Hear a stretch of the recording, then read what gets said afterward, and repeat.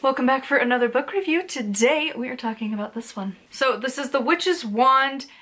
I have no idea how to say this guy's name, so just look at the title of the video because I don't even know. If I try, I'm just gonna be butchering words because I think it's supposed to be like old school, like Celtic kind of things, but I don't know how to pronounce it, and I don't know the rules of the language and how the letters are supposed to be pronounced when put together, so we're just gonna not butcher names. So this is part of a series that Llewellyn has where they've been going through like all of the tools.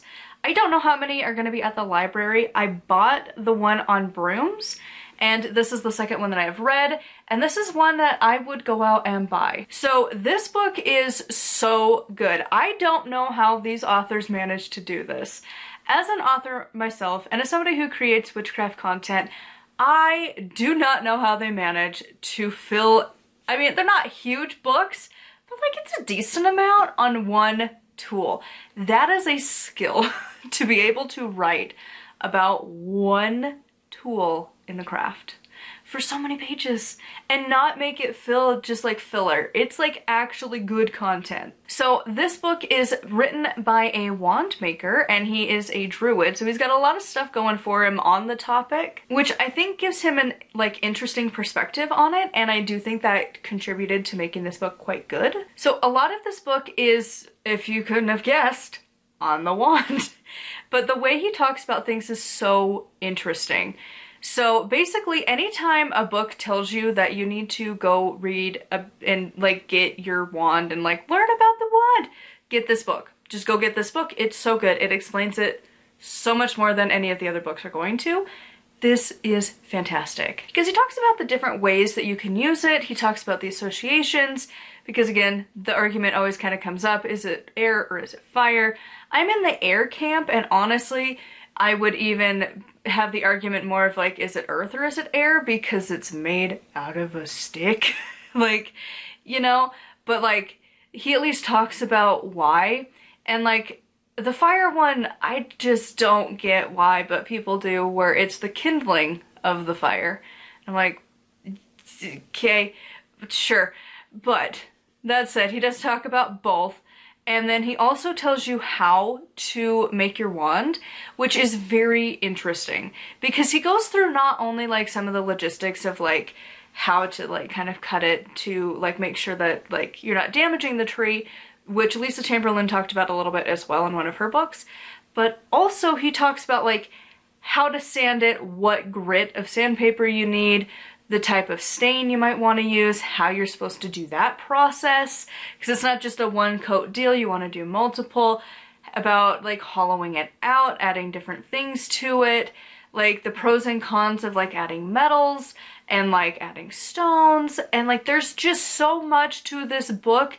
It's so good. Like the information on the different woods and crystals and things, like it's a good resource just to have for that alone. Like it's just well written. And the thing I love most is that he's like, well, yes, making your own tool is fantastic. It's awesome. You should totally try and do it. Also, there is something to be said about how to purchase a wand in a way that is still like magical, because not everybody has the tools, supplies, skills, everything, the will to make a wand. And so for that, he talks about how to go about talking to a wand maker and like making a design together, and like kind of goes through that process a little bit, which is interesting because not a lot of authors will do that. They're just like, do the tool yourself, or like, I guess go buy it. And he has like a full discussion on both and the pros and cons of each, which is really nice. The only thing I didn't really love about this, and it's not necessarily on the author, it's just something in the pagan community that is just like on my nerves, and that is the blatant focus that it represents a dick. And it's like, why? Just why? I'm so over it. Like, I cannot express how much I hate it, and I'm not like a non-binary person, but like I'm so tired of our tools and so much of witchcraft and paganism being summed up into two fucking organs. Stop. And it got so old. And it's like, you know what? Fuck that. Because no, like me and my husband had a discussion about it for like an hour, but I'm like, no, like it's a bigger discussion on like the gendering and sexualization that is, because it's the sex organs. That's specifically. And it's so interwoven into witchcraft and paganism for no reason. Like, I get that we're like, it's supposed to be for the land, but like, it's just, I don't love it. Modern witchcraft doesn't really need it. And I'm over it. I'm so over all of the sexualization things, and so like him constantly referencing like all of the reasons that the wand represents a penis was like getting so old. Because I'm like, why can't it represent a spine? It does more than a penis. Like, let's just be honest. Everybody has a spine. Not everybody has a penis. Why not use something that's universal for a tool that's gonna be universal? Oh my god. Like, I'm over having it tied to these things. Same with like the cup having to represent your uterus. It's like, but why? Why? It's so stupid. So like I'm on it's a hill I will die on. I want to remove that out of my witchcraft. So that part did irk me because it went into a lot of details but this end is for that end, and like this end represents the uterus, and if you combine them, then it's just like, oh my god, you know there's more to life than that, right? Like, I just hate it. Like, and it's not on this author, it's just too prevalent in our community, and like, I hate it so much. And again, I know more often than not, it's because, like, I'm pretty sure it comes down to a bit of my ace just shining, but it's so annoying. And, like, it is Pride Month, so we can talk about that kind of stuff. Because it's like, why though? Why? So, that was my only thing with this book, and it's not necessarily on the book itself, but just could we start a new narrative that the wand could represent the spine? Because also spines are not always straight.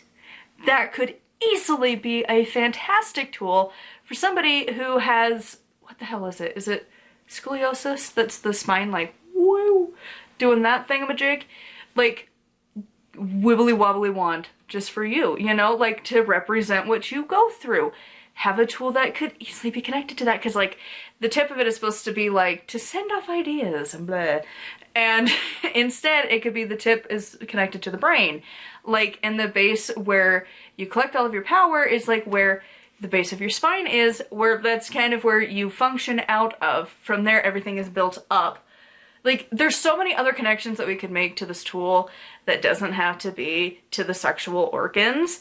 So one of these days, perhaps we could stop with that and have it mean something like the spine.